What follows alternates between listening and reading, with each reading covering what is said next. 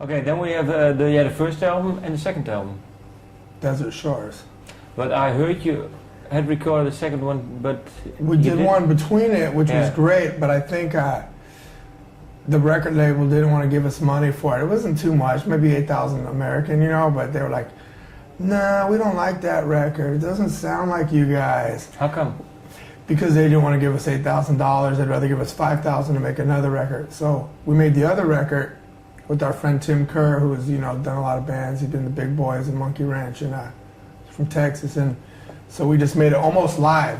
It took a week to make, just set up and play, and more garage style. The second one, Desert Shores. But there was one before that called Second Place, which was done by the producer who did the new album. Yeah, the new one as well. It sounds great. And we put all those on singles, and then we have so they're available. And then now the record's like, we didn't say we didn't like that.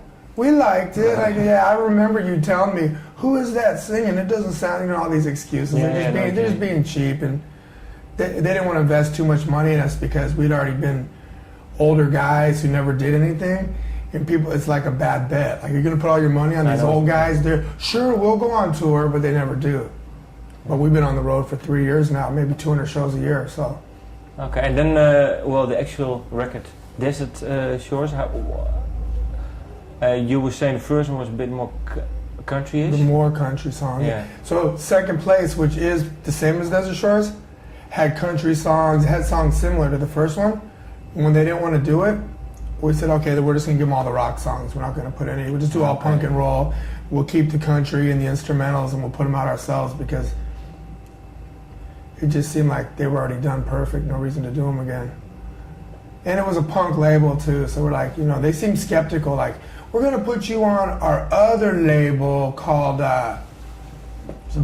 Big Daddy or whatever, because just in case we don't want you to embarrass us, on our label, or who knows what they were thinking. The kids might not like it, and we're like, man, fuck that. The kids they know, people know what's real and what's not real. When they see it, they're going to like it or they're not. You don't have to fool anybody with a fucking package. Like, it's punk rock because we say, you know what I mean? It's just punk rock 101. It's like. But that missing album would be more of a bridge between the two records. If you I know if you heard it, would make more sense. Yeah. It would seem like there was a less radical change. Whoa. Yeah. Okay, and then the step to this one, 30 Feet and Rising. Yeah. So that is back with Cameron Webb, the same dude who did this one that never came out. Second Place, yeah. It's produced, we like that, and I think it's great, man. It's rock and roll. There's a country song on it, right? There's a couple little instrumentals like on the first one. So to me, it seems very similar, maybe. So now it's more a mix, maybe, like you were saying. I think so, don't you? Yeah, it's all the things that we like. I mean, we like rockabilly music, we like traditional country music, we like rock and roll, we like hard rock. Yeah, it's like. So we don't think about, let's do this type of song. It all just filters through, and the musicians playing their parts might add elements of each of those styles to any given song.